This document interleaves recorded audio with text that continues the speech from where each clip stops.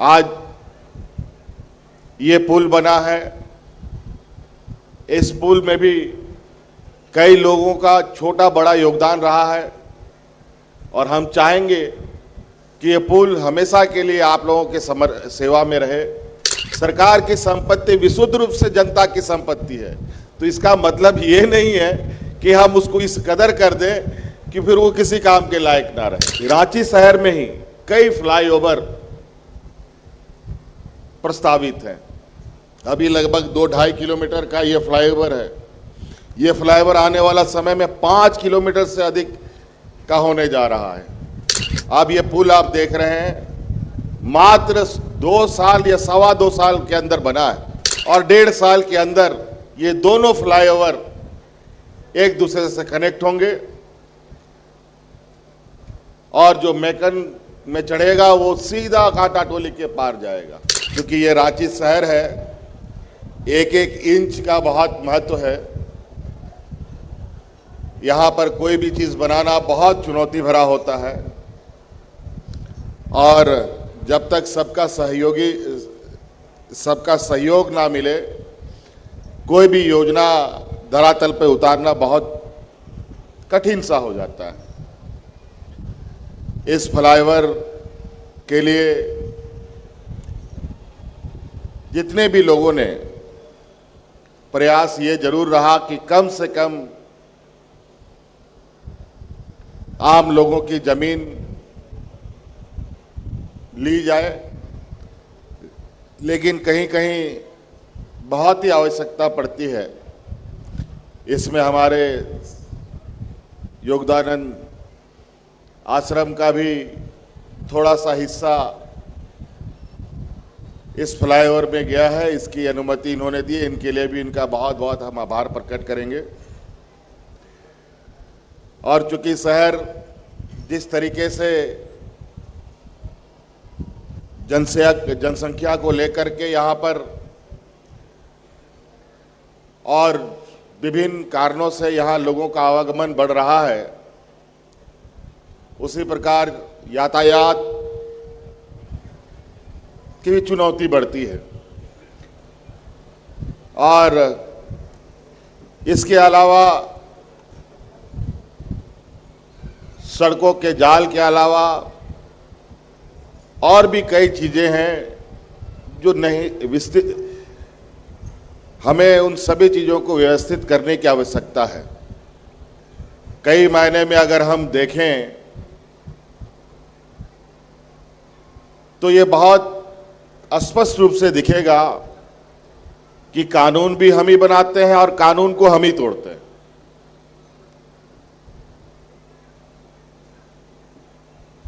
ये हमें कहीं ना कहीं बहुत स्पष्ट रूप से स्वीकार करनी चाहिए कि हमें भी अपने कर्तव्यों का निर्वहन करना चाहिए।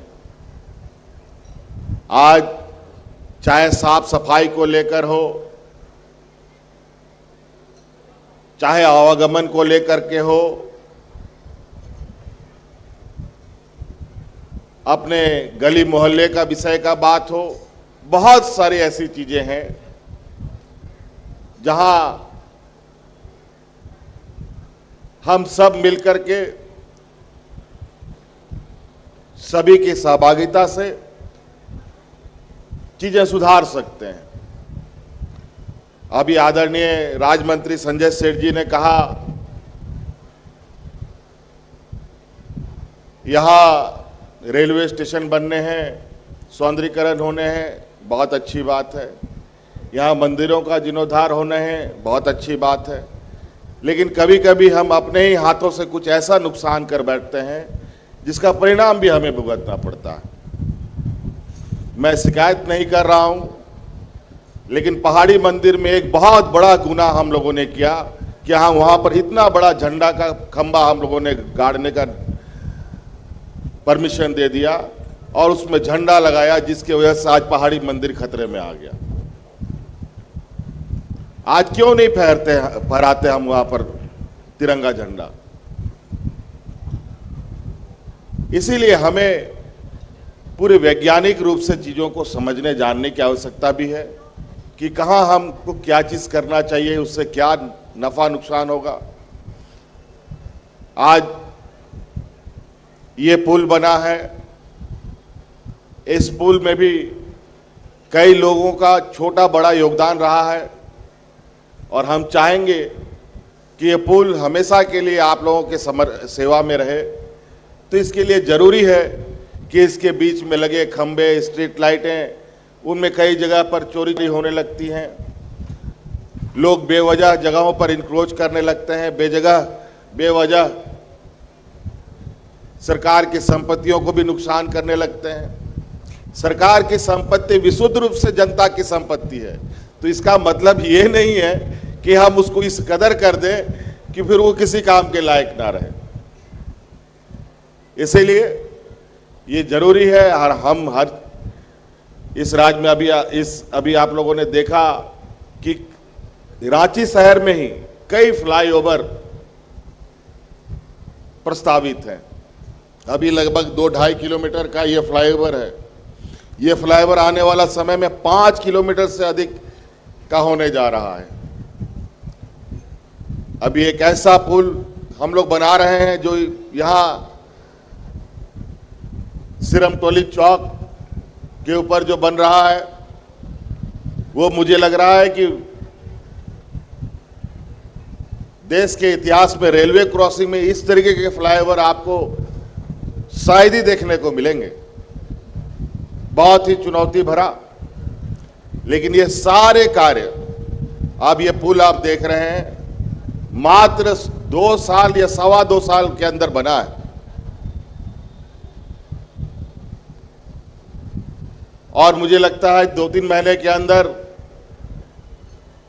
ये सिरमटोली रेलवे क्रॉसिंग भी आपके सेवा में आ जाएगा और 1.5 साल के अंदर ये दोनों फ्लाईओवर एक दूसरे से कनेक्ट होंगे और जो मेकन में चढ़ेगा वो सीधा कांटा टोली के पार जाएगा और जिसको बीच में उतरना है उसके लिए भी व्यवस्था होगी। तो हर एक आम नागरिकों की सुविधा अनुसार और आने वाले एक लंबे समय के सोच के हिसाब से और काफी प्रयास के उपरांत ये योजनाएं धरातल पे उतरी है।